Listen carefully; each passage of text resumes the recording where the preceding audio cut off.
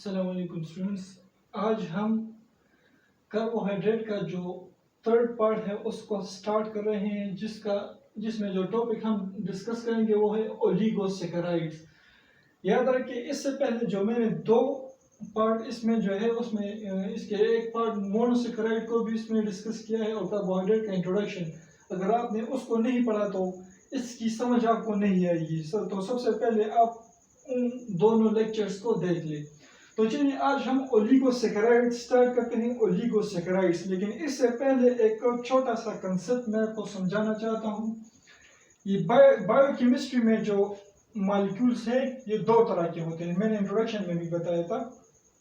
एक सिंगल यानी simple form में होते हैं, सिंपल, उनको हम मोनोमर कहते हैं, मोनोमर। फर्ज करा अगर हम कार्बोहाइड्रेट की एग्जांपल है तो इसकी सिंपल जो फॉर्म है वो है मोनोसैकेराइड्स। और क्या है वो है मोनोसैकेराइड्स।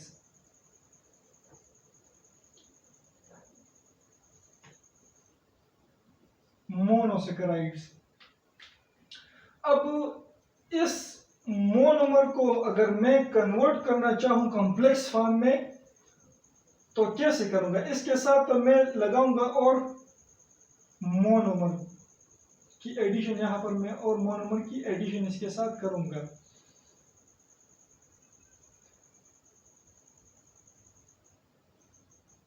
फर्ज करें 10 या 15 इस तरह से और मोनोमर हमने इसमें ऐड कर दिए, तो इससे तब जाकर हमारे पास पॉलीमर बनेगा।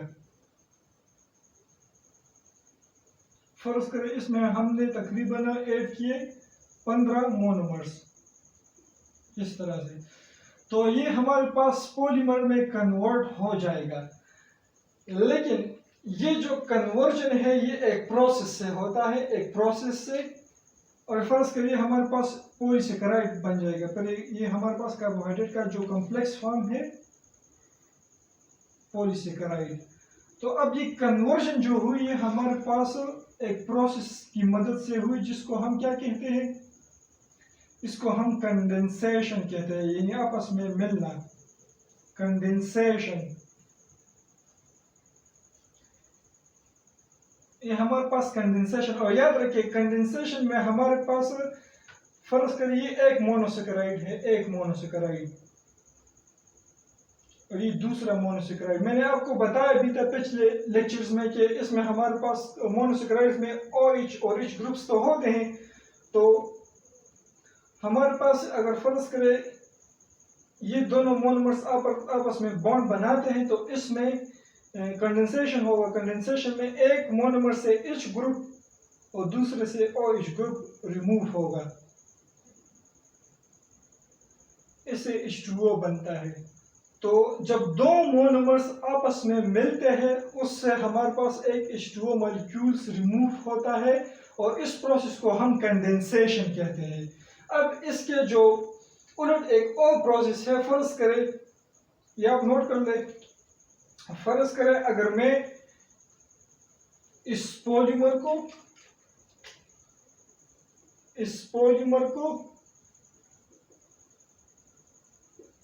कन्वर्ट करना चाहता हूं मोनोमर्स में, मोनोमर्स, मैंने इसका वर्ड यूज किया क्योंकि इसमें बहुत सारे पॉलीमर में तो बहुत सारे जो है मोनोमर्स होते हैं। तो इस प्रोसेस को हम क्या कहते हैं? हाइड्रोलिसिस। हाइड्रोलिसिस। और हाइड्रोलिसिस में याद रखिए कि इसमें हमारे पास वाटर की एडिशन यानी H2O की एडिशन होगी। जब हमारे पास वाटर की एडिशन होगी और उस पॉलीमर को हम जो है मोनोमर में कन्वर्ट करना चाहें तो इस प्रोसेस को हाइड्रोलिसिस कहते हैं, और इसमें हमारे पास वाटर की एडिशन जो है वो लाजमी है। अब इसके बाद हम स्टार्ट करते हैं ओलिगोसैकेराइड्स। इससे पहले हमने मोनोसैकेराइड्स पढ़ा है, तो इसकी मीनिंग सबसे पहले हम डिस्कस करते हैं। ओलिगो का मतलब क्या है? ओलिगो, ये जो वर्ड ओलिगो है इसका मतलब है फ्यू। फ्यू का मतलब क्या है कि इसमें कम से कम कम से कम, ये बात या नोट कर ले, कम से कम 2 और ज्यादा से ज्यादा 10 मोनोसेकेराइड्स। तो सेकेराइड्स यहाँ पर हम लिख लेते हैं, वो वहाँ जो है इसकी एक्सप्लेनेशन हम यहाँ पर लिख लेते हैं। सेकेराइड्स का मतलब क्या है? शुगर।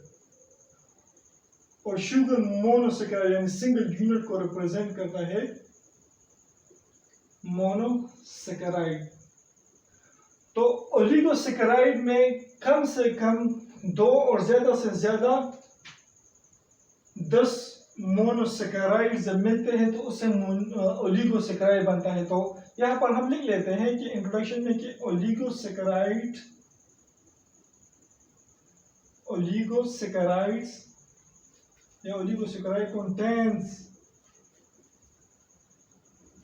2 to 10 monosaccharides.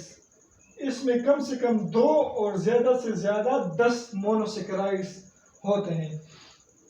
अब इसकी प्रॉपर्टीज डिस्कस करते हैं। इसकी प्रॉपर्टीज डिस्कस कर लेते हैं। प्रॉपर्टीज, सबसे पहले जो प्रॉपर्टी है, क्योंकि इसमें 2 से लेकर 10 मोनोसेकेराइड्स होते हैं, ये इतने ज्यादा वैल्यू नहीं है, इतनी ज्यादा नंबर नहीं है हमारे पास। तो ये हमारे पास जो है लेस कॉम्प्लेक्स शुगर है, इतना कॉम्प्लेक्स शुगर नहीं है, क्योंकि इसमें हमारे पास इतने मोनोसेकेराइड्स जो है वो नहीं है। तो ये लेस कॉम्प्लेक्स शुगर है, लेस कॉम्प्लेक्स शुगर। अब हमारे पास अगर टेस्ट की अगर हम बात करें टेस्ट की, तो ये लेस स्वीट इन टेस्ट है, लेस स्वीट इन टेस्ट। यहाँ पर इसकी प्रॉपर्टीज हम डिस्कस कर लेंगे। यहाँ पर ग्लाइकोसिडिक बॉन्ड की थोड़ी सी डिस्कशन कर लेते हैं उसको समझने के लिए। हमारे पास फर्ज करें, इसको मैं यहाँ से रिमूव करता हूँ। हमारा काम जो है फिलहाल इस प्रोसेस के साथ है कंडेंसेशन। जब हमारे पास एक मोनोसेकेराइड, फर्ज करिए एक मोनोसेकेराइड है, दूसरे मोनोसेकेराइड के साथ बॉन्ड बनाता है, तो इस बॉन्ड को यानी 2 मोनोसेकेराइड्स के बीच में जो बॉन्ड बनता है या मोनोसेकेराइड्स के बीच में जो बॉन्ड बनता है उसको हम क्या कहते हैं? ग्लाइकोसिडिक बॉन्ड या लिंकेज, ग्लाइकोसिडिक बॉन्ड या ग्लाइकोसिडिक लिंकेज भी कहते हैं। यहाँ पर मैंने इसको थ्योरेटिकल फॉर्म में लिखा है कि the bond which is formed in between monosaccharides, तो उसको हम ग्लाइकोसिडिक बॉन्ड कहते हैं। अब इस ग्लाइकोसिडिक बॉन्ड की हम जो है कुछ इंपॉर्टेंट पॉइंट्स है, ये एमसीक्यूज में भी आता है, इसको आप नोट कर लें कि ओलिगोसेकेराइड जो है वो कम से कम, इसमें कम से कम 1 और ज्यादा से ज्यादा 9 ग्लाइकोसिडिक बॉन्ड्स होते हैं। यहाँ पर देख ले, इन दोनों के बीच में यानी 2 मोनोसेकेराइड्स के बीच में कितने बॉन्ड हैं ग्लाइकोसिडिक? तो वो 1, इसके साथ एक और मिलेगा। तो आप अगर 3 मोनोसेकेराइड्स है तो उससे 1 माइनस करें, जो मोनोसेकेराइड्स का जो नंबर है उससे 1 माइनस करते जाए, तो इतने नंबर जो है उसमें हमारे पास ग्लाइकोसिडिक बॉन्ड उसमें प्रेजेंट होते हैं। यानी 3 में फिर कितने होंगे? 2। इस तरह से हमारे पास 4 में कितने होंगे? 3। 5 में कितने होंगे? 4 ग्लाइकोसिडिक बॉन्ड्स। 6 में कितने होंगे? 5।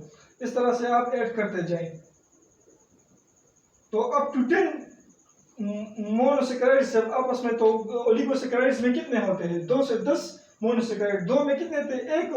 तो यहाँ पर मैंने लिखा है कम से कम इसमें 1 और ज्यादा से ज्यादा 9 ग्लाइकोसिडिक बॉन्ड होते हैं, क्योंकि यहाँ पर मैंने लिखा है कि ओलिगोसेकेराइड्स जो है उसमें ज्यादा से ज्यादा 2, कम से कम 2 और ज्यादा से ज्यादा 10 मोनोसेकेराइड्स होते हैं। तो 2 के बीच में कितने हमारे पास बॉन्ड है? तो वो 1 है। 10 के बीच में 9।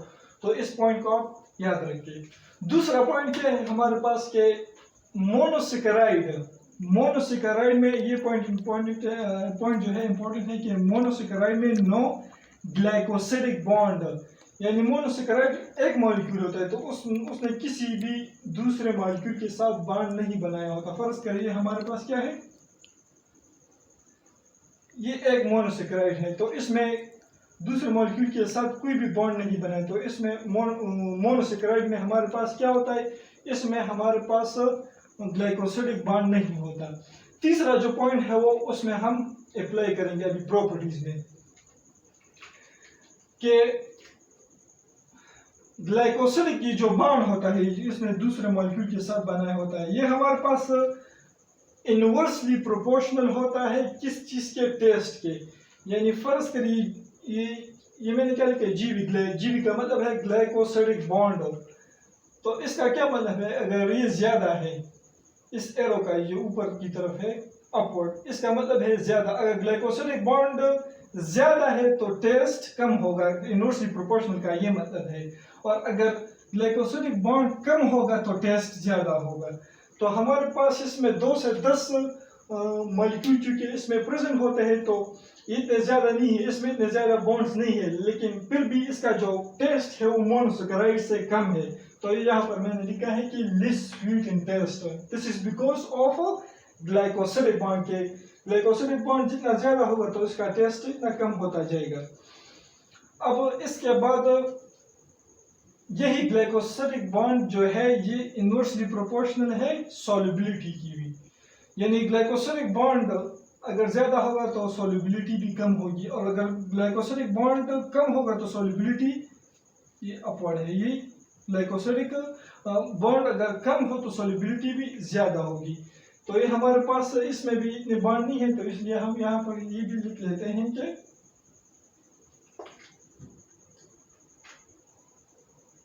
क्या ये हमारे पास क्या है, less soluble in water, less soluble in water.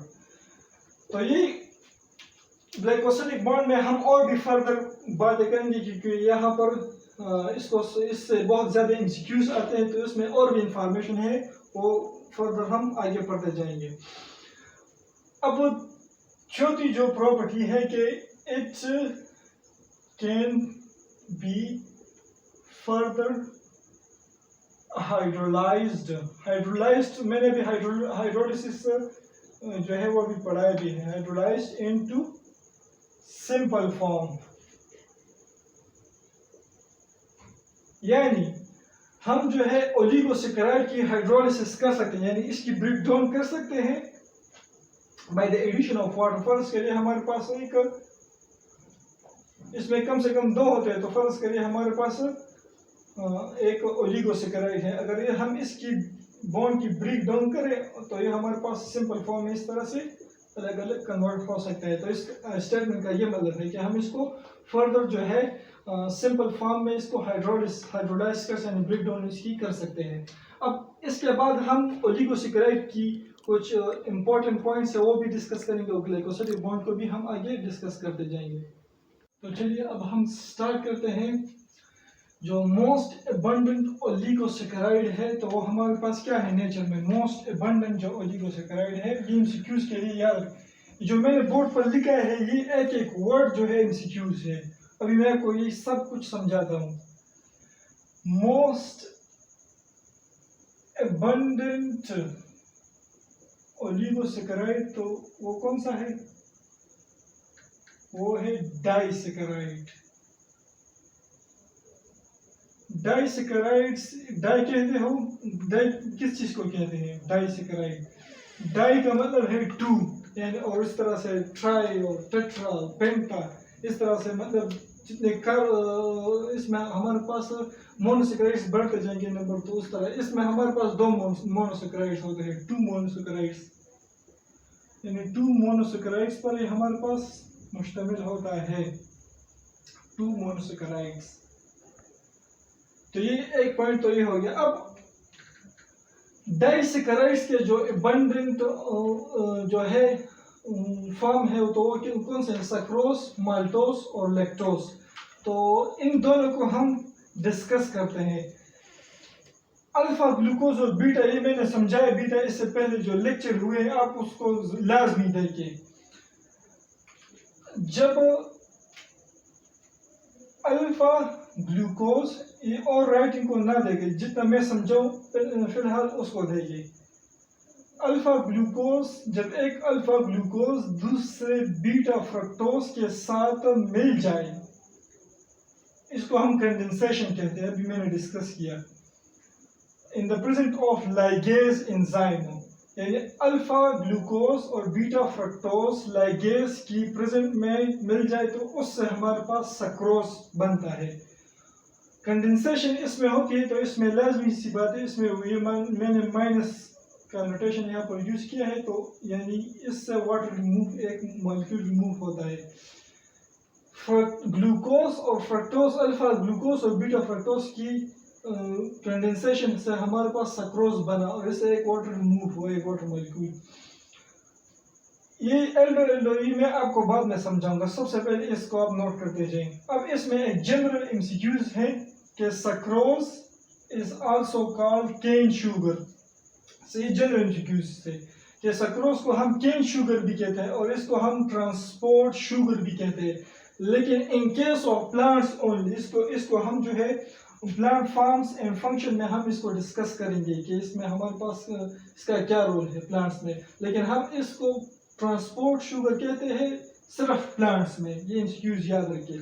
इसको भी फिलहाल आप छोड़ दें कि 1,2 ग्लाइकोसिलिक लिंकेज का क्या मतलब है, इसको हम ऑनवर्ड डिस्कस करते जाएंगे। सबसे पहले आप ये नोट करें, इसके लिए जगह छोड़ दें। अब बात करते हैं माल्टोज की। माल्टोज की अगर हम बात करें तो एक अल्फा ग्लूकोज दूसरे अल्फा ग्लूकोज के साथ जब कंबाइन हो जाए तो उससे हमारे पास माल्टोज बनता है और वाटर रिमूव होता है, यानी इसमें भी कंडेंसेशन होता है, मैंने नहीं लिखा। इस माल्टोज को हम क्या कहते हैं, फ्रूट शुगर कहते हैं। यानी इसको फ्रूट शुगर इसलिए कहते हैं कि तमाम फ्रूट्स में जो जितने भी फ्रूट्स होते हैं इसमें जो शुगर पाया जाता है उसको वो ज्यादातर माल्टोज होता है। एक जनरल, या इसको हम आगे डिस्कस करेंगे, इस एमसीक्यूज को भी हम आगे डिस्कस करेंगे। अब हम बात करते हैं लैक्टोज की। लैक्टोज बीटा ग्लूकोज और बीटा गैलेक्टोज की कॉम्बिनेशन से लैक्टोज बनता है और इससे एक वाटर रिमूव होता है, एक वाटर मॉलिक्यूल जो है इससे रिमूव होता है। अब इस लैक्टोज जो है ये हमारे पास मिल्क में पाया जाता है, इसलिए हम इसको मिल्क शुगर भी कहते हैं। तो ये तो हुई इसकी जनरल सी डिस्कशन, आपने ये नोट कर लिया होगा। अब फर्दर डिस्कस करते हैं इसकी जो ये 1,2 ग्लाइकोसाइड लिंकेज है, इसका क्या मतलब, मैंने एल्डो कीटो या एल्डो ये क्यों लिखा है। इससे पहले मैंने आपको पढ़ाया था कि कार्बोहाइड्रेट जो है ये दो तरह का होता है, एक एल्डो होता है, एल्डो शुगर, और एक कीटो होता है। एल्डो का क्या मतलब है कि carbon double bond with oxygen जो है वो कार्बन नंबर 1 पर प्रेजेंट होती है, और कीटो में carbon double bond with oxygen carbon number 2 पर प्रेजेंट होती है। आप पिछले लेक्चर्स में देख सकते हैं। जब हमारे पास एल्डो और कीटो शुगर के दरमियान बॉन्ड बनता है तो ये तो रिएक्टिव होते हैं ना, ये हमारे पास रिएक्टिव होते हैं। ये कार्बन जिस पर फंक्शनल ग्रुप अटैच वो रिएक्टिव होते हैं, यानी बॉन्ड की फॉर्मेशन वगैरह ये सब कुछ यही बॉन्ड करते हैं, ये डबल बॉन्ड होते हैं। तो carbon number 1 of aldo sugar, यानी इस पर जो एल्डो होता है, एल्डो शुगर, इसमें carbon double bond with oxygen जो है वो कार्बन नंबर 1 पर होता है, और कीटो शुगर पर जो carbon double bond with oxygen है वो कार्बन नंबर 2 पर होता है। तो जब ये आपस में एल्डो कीटो शुगर, यानी एल्डो कीटो शुगर, यहाँ पर मैंने एग्जांपल लिया, ये अल्फा ग्लूकोज ये एल्डो शुगर है, और फ्रक्टोज जो है ये कीटो शुगर है, बीटा फ्रक्टोज ये कीटो शुगर है। तो ये जब बॉन्ड बनाएंगे तो इसकी बॉन्ड जो है वो carbon number 1 of aldo sugar और carbon number 2 of keto sugar, यानी ग्लूकोज का जो कार्बन नंबर 1 है वो फ्रक्टोज के कार्बन नंबर 2 के साथ बॉन्ड बनाता है। तो इसलिए हमने क्या लिखा है कि सबसे पहले हम जब इसको फिर हम लिखेंगे तो वन हम जो पहले मॉलिक्यूल होता है उसका जो वैल्यू है वो यहाँ पर पुट करेंगे, तो इसकी बॉन्ड की फॉर्मेशन किस कार्बन पर होगी, तो वो कार्बन नंबर 1 है, तो वहाँ पर मैंने 1 लिखा है। फिर उसके बाद तो 2 ऑफ कीटोन है, कीटोन, तो यहाँ पर मैंने वो लिखा है। तो 1,2 ग्लाइकोसिडिक लिंकेज, तो इसलिए मैंने इसको यहाँ पर लिखा है। इसकी भी समझ आपको आ गई होगी, एल्डो शुगर कीटो शुगर, यहाँ पर मैंने क्यों लिखा है, तो आप जो है अभी इसको नोट कर ले। इस तरह से हमारे पास ये जो दूसरा पॉइंट है, हमारे पास जब एल्डो और एल्डो, यहाँ पर आप कंफ्यूज होंगे कि यहाँ पर तो carbon double bond with oxygen जो है ये भी एल्डो है और ये भी एल्डो है, तो यहाँ पर मैंने 4 क्यों लिखा है, यहाँ पर भी मुझे एक लिखना चाहिए 1, क्योंकि इसमें भी हमारे पास carbon double bond with oxygen जो है वो कार्बन नंबर 1 पर है।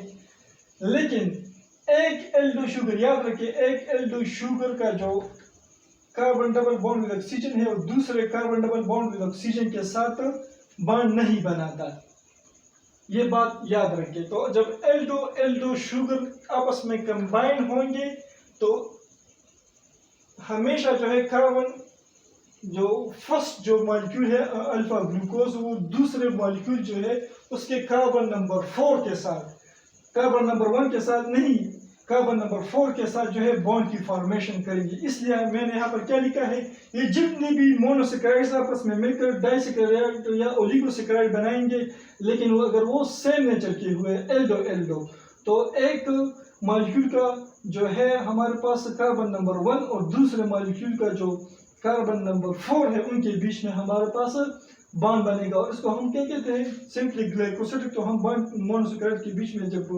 बॉन्ड बनता है तो उसको हम यही नाम देते हैं, लेकिन ये इसकी एक्सप्लेनेशन के लिए है। ये पॉइंट याद रखें हमेशा, यहाँ से मैंने एक्सप्लेन किया है। अब एक एमसीक्यूज मैंने यहाँ पर छोड़ा है, इसको भी आप नोट कर लीजिए, बहुत ही ज्यादा इंपॉर्टेंट है कि the bond between keto keto sugar is not possible. Keto keto sugar के बीच में कभी भी बॉन्ड नहीं बनेगा, ये पॉइंट याद रखें। अब ये थर्ड नंबर जो है लैक्टोज, ये भी इसी तरह है, फर्स्ट नहीं, वो सेकंड की तरह, सॉरी, हाँ फर्स्ट की तरह तो नहीं है, ये सेकंड की तरह है। तो इसके बीच में जो बॉन्ड बनेगा ये एल्डो है, और ये गैलेक्टोज भी हमारे पास क्या है, ये गैलेक्टोज भी हमारे पास एल्डो है। ये दोनों हमारे पास क्या है, एल्डो है। जब एल्डो एल्डो है तो वही बात है कि फर्स्ट का जो मॉलिक्यूल है वो उसकी जो कार्बन नंबर 1 है वो बॉन्ड बनाएगा दूसरे मॉलिक्यूल के कार्बन नंबर 4 के साथ। इससे आगे जो है ये क्यों होता है, इससे आगे मैं कुछ और एमसीक्यूज भी डिस्कस, लेकिन आप फिलहाल इसको समझ लें कि यहाँ पर हमारे पास जो बॉन्ड बनेगा वो 1,4 ग्लाइकोसिडिक लिंकेज होगा। इसको भी आप याद रखें, डायरेक्टली अगर एमसीक्यूज आ जाए तो सक्रोज में जो है ग्लाइकोसिडिक लिंकेज कौन किस किस कार्बन पर है, तो 1,2 ग्लाइकोसिडिक लिंकेज, इसको भी आप इसलिए नोट कर ले, यानी एमसीक्यूज में भी आ सकते हैं क्योंकि ये अबंडेंट है। ओलिगोसेकेराइड की जो एग्जांपल है उसमें सक्रोज, माल्टोज और लैक्टोज, डायरेक्टली अभी जो है इससे, अगर आपको ये कंसेप्ट याद नहीं है तो आपको ये तो याद होगा। अब ये तो हमने डिस्कस कर लिया है। अब इसके बाद आते हैं कि रिड्यूसिंग और नॉन रिड्यूसिंग शुगर क्या है। यहाँ पर मैं एक पॉइंट लिख लेता हूँ, GER, ये आपने केमिस्ट्री में भी पढ़ा होगा, इसको मैं यहाँ पर लिख लेता हूँ, gain of electron. Gain of electron इसका क्या, रिडक्शन, यानी जो मॉलिक्यूल या एटम जो है वो हमारे पास इलेक्ट्रॉन गेन कर सकता है या गेन करे तो उसको हम रिडक्शन कहते हैं। रिडक्शन इसको हम क्या कहते हैं, रिडक्शन कहते हैं, रिडक्शन। याद रखिए जितने भी अगर शुगर है, जितने भी अगर उसमें, यहाँ पर मैं डायग्रामेटिकली आपको बता देता हूँ, फर्स्ट के लिए कार्बन की वजह से क्या, यानी कितने बॉन्ड बना सकते हैं, 4। ये इसने दूसरे कार्बन के साथ तो फर्ज करे बॉन्ड बनाए हैं,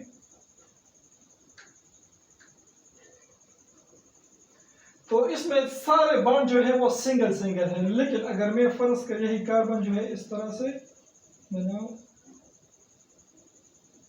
इसकी वजह से 2 बॉन्ड इसने इसके साथ बनाए हैं और एक ये इस तरह से, इसके भी 4 बॉन्ड दोनों के हो गए, इस कार्बन के भी, इस कार्बन के भी। ये दूसरा मॉलिक्यूल है। इसमें हमारे पास डबल बॉन्ड जो है वो प्रेजेंट होता है, डबल बॉन्ड, इसमें डबल बॉन्ड प्रेजेंट है और इसमें एब्सेंट है। जितने भी हमारे पास शुगर या मोनोसेकेराइड्स होते हैं वो रिड्यूसिंग शुगर होते हैं। क्यों, ये आपकी बुक में लिखा है, लेकिन आप जो है इससे डायरेक्ट नहीं समझ सकते। जिस भी मोनोसेकेराइड या शुगर में हमारे पास जो है डबल बॉन्ड प्रेजेंट होता है, उसमें ये सलाहियत होती है कि वो हमारे पास इलेक्ट्रॉन की जो है गेनिंग वो कर सकता है, यानी वो इलेक्ट्रॉन गेन कर सकता है। तो इसलिए, और इसको हम रिडक्शन कहते हैं, इसलिए इसको हम इसलिए भी कहते हैं कि all monosaccharides are reducing sugar. समझ में आ गया आपको ये पॉइंट? शुगर पॉइंट ये वही पॉइंट है, जब एक शुगर हमारे पास carbon double bond with oxygen जिसमें होता है, तो ये हमारे पास रिड्यूसिंग शुगर होता है। क्यों? क्योंकि ये हमारे पास इलेक्ट्रॉन को गेन कर सकता है। अब यहाँ पर हमारे पास एक और सवाल है कि क्या ओलिगोसेकेराइड्स, जितने भी ओलिगोसेकेराइड्स है, वो सब के सब जो है हमारे पास रिड्यूसिंग होते हैं या नॉन रिड्यूसिंग होते हैं? तो यहाँ पर आप एक पॉइंट जो है वो पिक कर ले, बहुत ज़्यादा इम्पोर्टेंट है। जब भी हमारे पास फर्ज करें, यहाँ इसी पॉइंट से मैंने आपको ये एक्सप्लेन करना है कि ये एक एल्डो शुगर है ये वाला, और ये कीटो शुगर है। तो एल्डो शुगर पर जो carbon double bond with oxygen है वो कार्बन नंबर 1 पर है। ये पॉइंट यहाँ पर नोट कर ले, बहुत ज़्यादा इंपॉर्टेंट है। और ये कीटो जो शुगर है इसमें carbon double bond with oxygen carbon number 2 पर है। जब ये बॉन्ड बनाते हैं हमारे पास, तो कार्बन नंबर 2 और carbon number 1 of aldo sugar, carbon number 2 of keto sugar, ये आपस में बॉन्ड बना लेते हैं। यहाँ पर मैंने एक्सप्लेन भी किया है, इसलिए मैंने आपको समझा कि यहाँ से मैं एक और एमसीक्यूज भी निकाल सकता हूँ। तो वो ये है, समझने की कोशिश करें इसको। तो एल्डो शुगर का जो कार्बन नंबर 1 और कार्बन नंबर 2 कीटो शुगर, इन दोनों पर carbon double bond with oxygen है, तो ये आपस में बॉन्ड बना लेते हैं। तो इससे हमारे पास जो कार्बन डबल बॉन्ड ये रिमूव हो जाता है। पॉइंट को समझने की बात करें, यहाँ पर मैंने क्या लिखा है, इस अगर जब ये हमारे पास इसमें डबल बॉन्ड खत्म हो जाता है, तो फर्ज करिए यहाँ पर not double bond is present.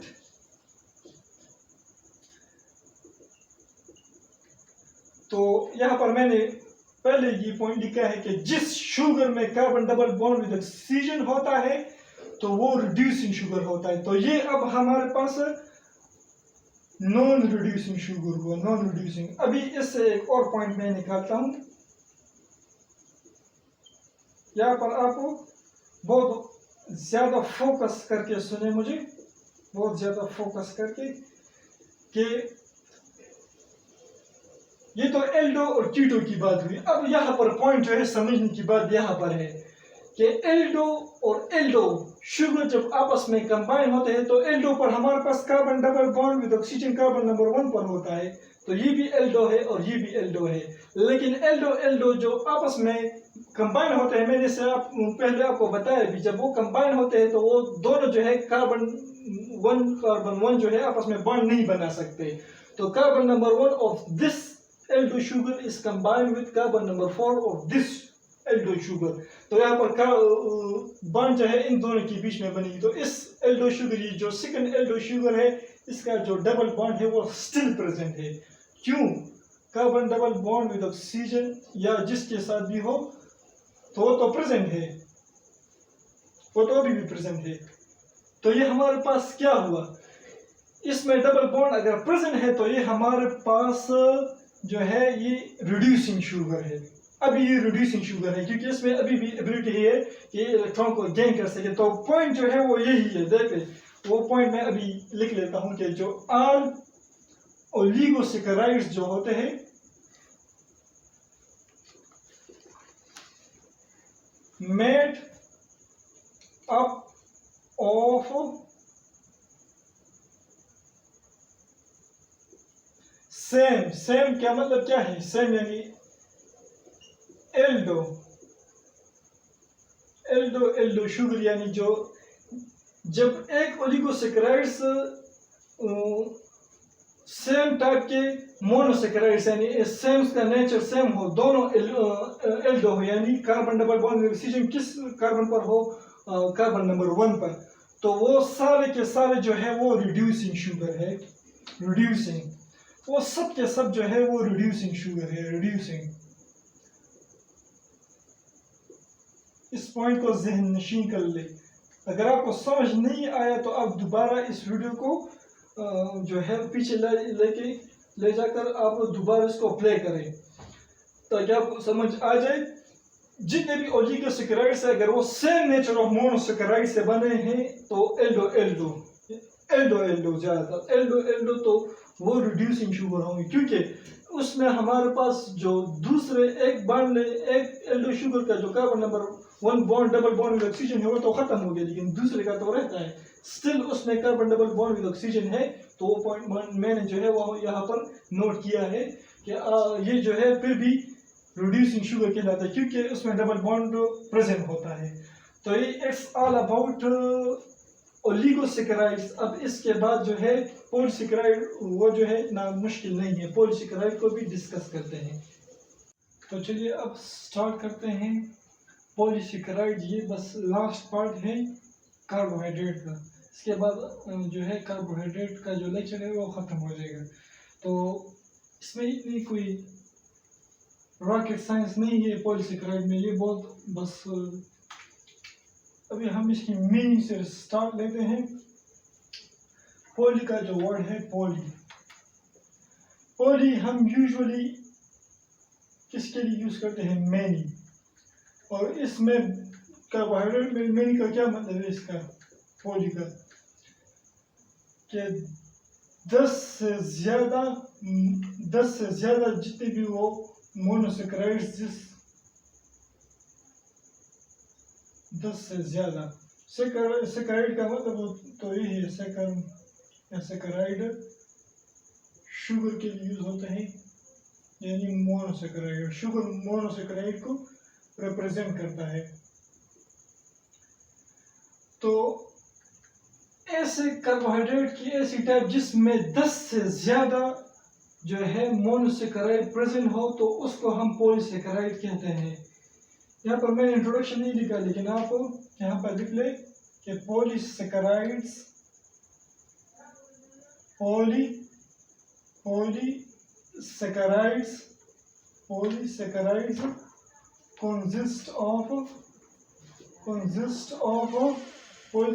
Consist of हमारे पास ये बना है मोर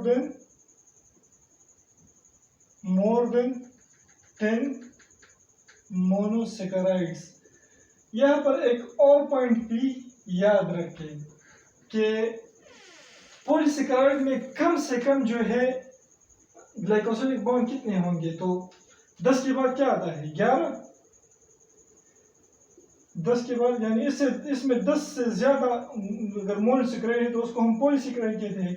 और 10 में कितने ग्लाइकोसिलिक बॉन्ड है, 9, तो इसमें 10, तो एटलीस्ट अगर 10 ग्लाइकोसिलिक बॉन्ड जिस ग्लूकोज में होंगे तो वो पॉलीसैकेराइड होगा, क्योंकि 11 से कम मोनोसैकेराइड्स तो इसमें हो नहीं सकते, और इसमें कम से कम 10 ग्लाइकोसिलिक बॉन्ड जो है वो होंगे। तो ये इंसिक्यूज पॉइंट है।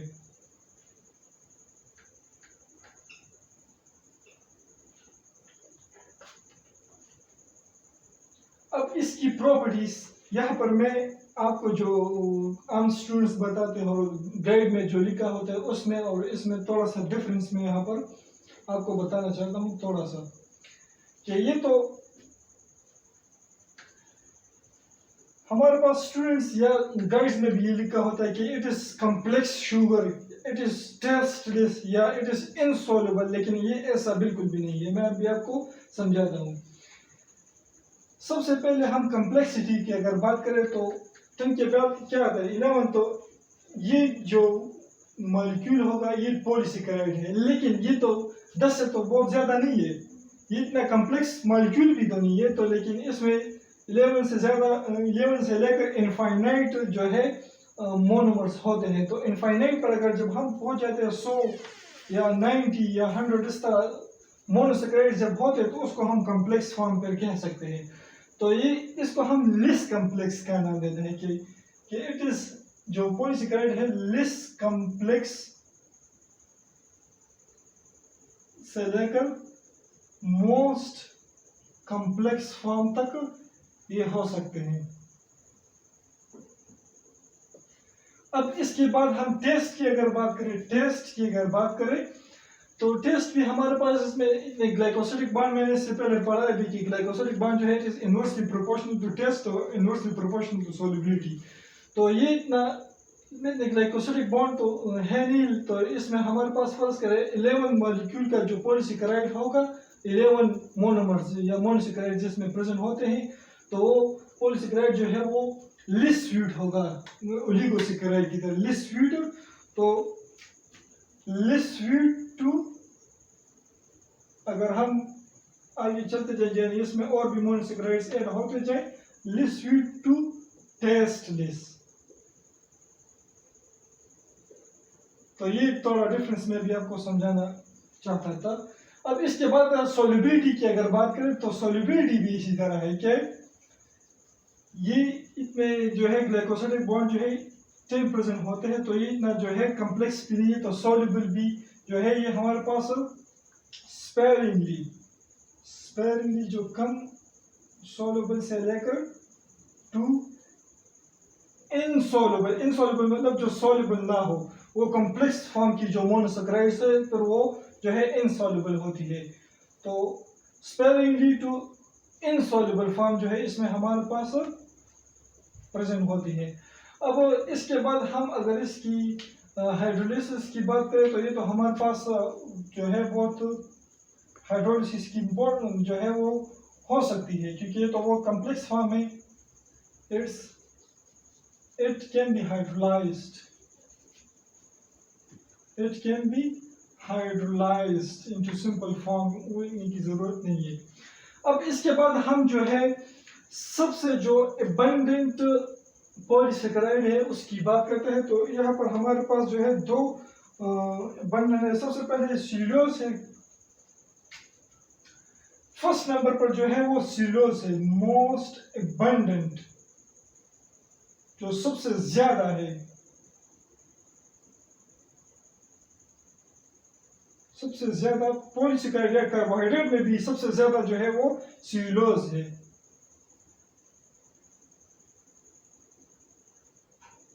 कार्बोहाइड्रेट या पॉलीसेकेराइड या कार्बोहाइड्रेट भी लिख सकते हैं। तो क्या है, सेल्यूलोज है। सेल्यूलोज नेचर में बहुत ज्यादा पाया जाता है ये। सेकंड नंबर पर जो है वो क्या है, सेकंड मोस्ट abundant कार्बोहाइड्रेट या पॉलीसेकेराइड, तो क्या है, काइटिन। तो चलिए अब हम इसको डिस्कस करते हैं। यहाँ पर मैंने स्टार्च, ग्लाइकोजन, सेल्यूलोज और काइटिन हमने एक्सप्लेन किया है। तो सबसे पहले हम स्टार्च को स्टार्ट करते हैं। याद रखिए पिछले जो लेक्चर से आपने उनको जरूर देखना है कि ये अल्फा ग्लूकोज और बीटा ग्लूकोज या ये सब, ये इसको हम नाम क्यों देते हैं, तो ये मैंने पिछले लेक्चर्स में एक्सप्लेन किया है। तो ये जो स्टार्च है ये जो है हंड्रेड्स ऑफ अल्फा मोनोसेकेराइड्स जब मिल जाते हैं, अल्फा मोनोसेकेराइड्स, तो हमारे पास क्या है, स्टार्च पर बनाते हैं। हंड्रेड्स ऑफ मोनोसेकेराइड्स जब कंबाइन हो जाते हैं, अल्फा क्या है, और ये हमारे पास सेम टाइप के होते हैं। अब इसके बाद ये दो फॉर्म में हो सकते हैं। ये जो स्टार्च है ये जो है प्रेजेंट होते हैं टू फॉर्म्स में। अगर ब्रांच फॉर्म में है, ब्रांच फॉर्म में इस तरह से, देखो ये स्ट्रेट नहीं है, इस तरह से गए, इस तरह से, फिर इस तरह से। तो ये हमारे पास अगर ब्रांच फॉर्म में है तो उसको हम अमाइलोपेक्टिन कहते हैं, amylopectin. When starch is in the form of branch chain, so it is called amylopectin. ये अपने पास नोट कर ले। और याद रखिए ये भी बहुत ज्यादा इंपॉर्टेंट है, ये जो स्टार्च जो है ये प्रेजेंट होता है 80 से लेकर 85% इन द फॉर्म ऑफ अमाइलोपेक्टिन। ज्यादा से ज्यादा स्टार्च अगर मिलेगा आपको 80 से लेकर 85% तक, तो हमारे पास अमाइलोपेक्टिन होगा। और अगर स्टार्च स्ट्रेट चेन में है तो उसको हम अमाइलोज कहते हैं। और अमाइलोज जो है ये अगर starch is present in the form of straight chain, so it is called amylose. और याद रखिए कि हमारे पास ये जो है 15 से लेकर 20% जो है स्टार्च जो है वो प्रेजेंट होता है इन द फॉर्म ऑफ अमाइलोज। तो ये तो इसके बाद में कुछ पॉइंट्स। अब इसकी बॉन्ड की अगर बात करें ग्लाइकोसिडिक लिंकेज जो, तो इसमें 14 और 16 ग्लाइकोसिडिक लिंकेज दोनों प्रेजेंट होते हैं अमाइलोपेक्टिन में। ये एमसीक्यूज के लिए 14 और 16 दोनों, ये दोनों अलग अलग है, 14 और 16 दोनों प्रेजेंट होते हैं इसमें। और ये जो अमाइलोज है इसमें सिर्फ 14 जो है ग्लाइकोसिडिक लिंकेज इसमें प्रेजेंट होता है। अब ग्लूकोज जो है वो स्टोर होता है प्लांट्स में, तो वो इन the form of starch. Starch जो है वो किस में पाया जाता है? प्लांट्स में। और जो ग्लूकोज एक्स्ट्रा जो ग्लूकोज है वो प्रेजेंट होता है जो है इन द फॉर्म ऑफ स्टार्च। तो इस स्टार्च के बारे में कुछ इंपॉर्टेंट जो है पॉइंट्स थे। अब इसके बाद हम स्टार्ट कर लेते हैं ग्लाइकोजन को। ये दूसरे नंबर पर ये है और ये सेल्यूलोज तीसरे नंबर पर है।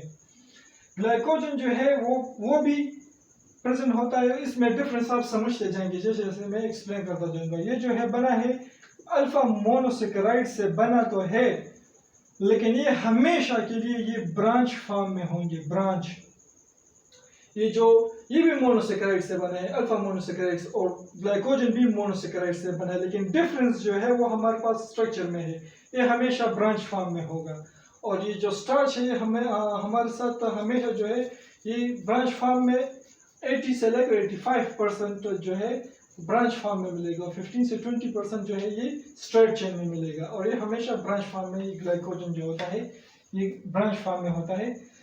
और ये जो ग्लाइकोजन है ये हमारे पास ग्लूकोज जब हमेशा स्टोर होता है हमारी बॉडी में, फर्स्ट करें ह्यूमन की बॉडी में, तो वो जो है इन द फॉर्म ऑफ ग्लाइकोजन जो है ये प्रेजेंट होता है। एक्स्ट्रा जो ग्लूकोज होता है ये हमारे पास in the form of glycogen जो है वो प्रेजेंट होता है। इसमें जो लिंकेज है इसमें भी लिंकेज जो है 14 और 16 जो है ग्लाइकोसिडिक लिंकेज है।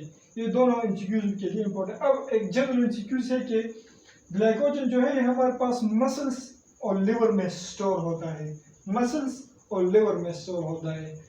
ये तो ग्लाइकोजन की बात हुई। अब इसके बाद सेल्यूलोज की बात करें तो सेल्यूलोज जो है ये भी हंड्रेड्स ऑफ बीटा मोनोसेकेराइड से ये मिलकर बना है। ये भी हमेशा याद रखिए ये स्ट्रेट फॉर्म में होते हैं, स्ट्रेट फॉर्म में ये होते हैं हमेशा। और ये जो है प्रेजेंट होते हैं इन प्लांट सेल वॉल। ये प्लांट सेल वॉल में प्रेजेंट होते हैं और उसको फ्लेक्सिबिलिटी प्रोवाइड करता है। ये प्लांट सेल वॉल मैंने पढ़ाया है। आप जो है प्लेलिस्ट में जाए, चैनल में जाए, उसमें प्लेलिस्ट में जाए सेल स्ट्रक्चर एंड फंक्शन, उसमें मैंने डिटेल से प्लांट सेल वॉल पढ़ाया है। तो ये जो सेल वॉल है ये प्लांट सेल वॉल में जो है ये प्रेजेंट होता है। और उसका जो लिंकेज है ये 14 ग्लाइकोसिडिक लिंकेज है। अब इसके बाद जो काइटिन है, काइटिन जो है ये बना है हंड्रेड्स ऑफ बीटा मोनोसेकेराइड्स।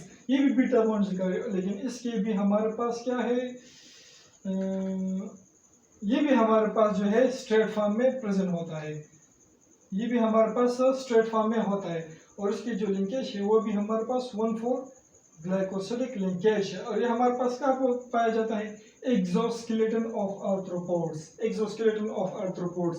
अब इसके बाद फंक्शन आता है। इसमें तो मैंने बहुत ज्यादा स्टार्च का भी फंक्शन डिस्कस कर लिया कि स्टार्च जो है शुगर जो है स्टोर करता है इन द फॉर्म ऑफ, जो स्टार्च जो है ये शुगर को स्टोर करता है प्लांट्स में। और ग्लाइकोजन जो है ग्लूकोज जब स्टोर होता है हमारे पास मसल्स में और लिवर में, वो इन the form of glycogen. Cellulose जो है ये हमारे पास प्लांट सेल वॉल में ज्यादातर प्रेजेंट होता है। काइटिन जो है एक्सोस्केलेटन ऑफ आर्थ्रोपोड्स। लेकिन इसके बाद अगर थोड़ा बहुत जो फंक्शन रहता है उसमें टेक्निकल बातें नहीं, वो आप बुक में खुद भी देख सकते हैं। तो ये हमारे पास कार्बोहाइड्रेट का जो लेक्चर था वो यहाँ पर फिनिश हो गया। इसके बाद प्रोटीन और लिपिड्स फिर उसको डिस्कस करते हैं।